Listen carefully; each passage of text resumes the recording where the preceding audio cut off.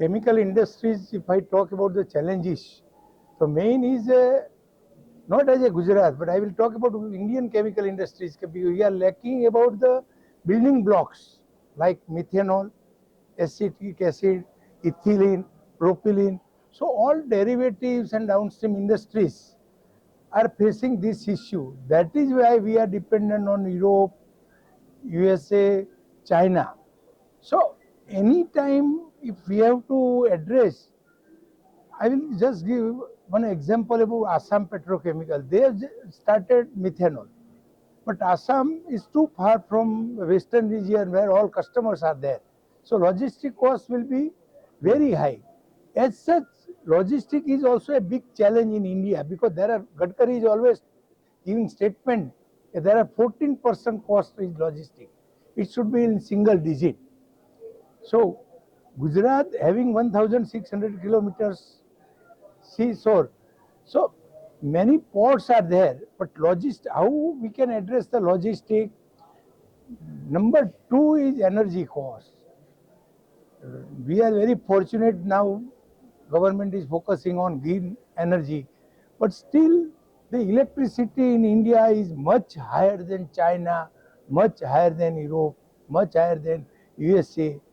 And on all of energy costs also there is a one electrical duty. Actually, industry is demanding that electrical duty should be a part of GST. So moderate can be available to reduce the energy cost.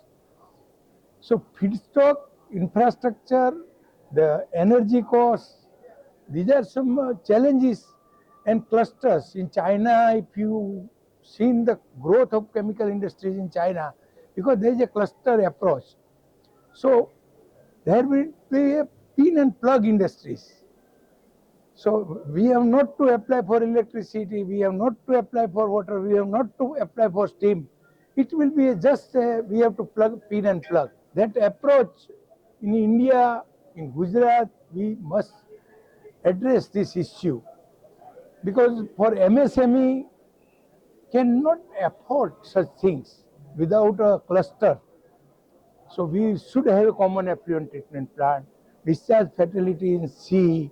So these are all environment issues where ESG can be addressed.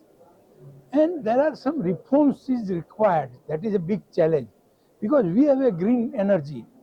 If somebody wants manufacturing solar and wind, but if we want to buy 500 kilometers away, then there are many taxes coming from the source to the consumer. So it is also a big challenge. So I think these are some issues we must address. I think everybody knows that chemical is a needs of life. It touches to the every corner of life. As that's why in any field, any building blocks or any pharmaceuticals or in any life of our human, chemical is need of the day. Now this is rising industry because now the affordability in India is growing because the income is growing, so people are changing their lifestyle. And government of India is also bullish that today Indian chemical industry is at number 6 in the world. It can definitely come to the number 3rd. How? Say Germany. As all European chemical manufacturing companies are facing problem. They are looking for JV, joint venture, or for their own investment in other country because Europe is not the right place today. So everybody is going out. So this is the right time that Indian government approach can change. Then we can be a $1 trillion economy by chemical to add to our Prime Minister vision to India for 5 trillion within one decade. So future is too good. Entrepreneurship in India is too good. Manpower at a very affordable cost is there. So I see that Indian chemical industries have a bright future in coming days and coming 20 years. I don't have any doubt. As a Meghmani organic, I think farm is very important. And today, our all government department is worried about the quality of degradation of our land by the normal fertilizers. So Meghmani has introduced nano urea, nano DAP, nano copper, nano zinc, which can utilize in a minimal dose and giving the more efficiency.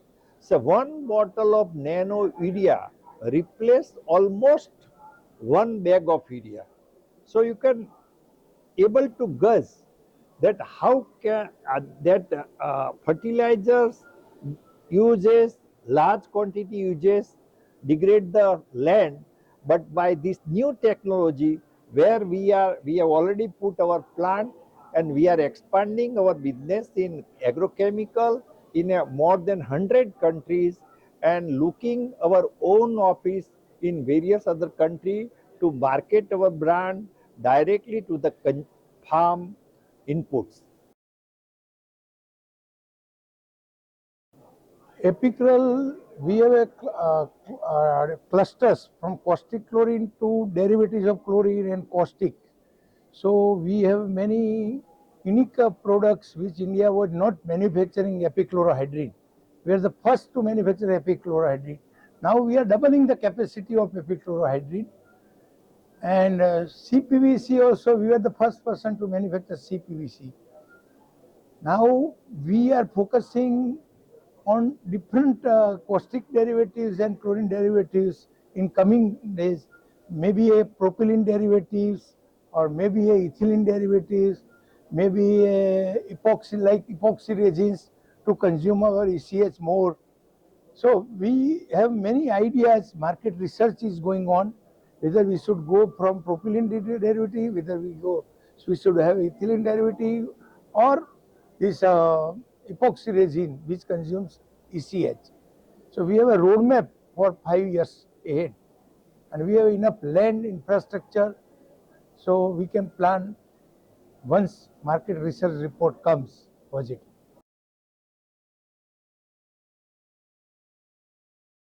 Government of India message is that it, ease of doing business which is on paper, we should make it very practical. That what I talk about pin and plug approach, cluster approach like that.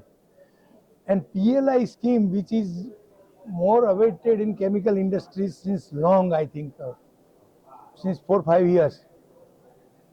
That at least if they are planning, then they should publish whether which are the products will include in PLI.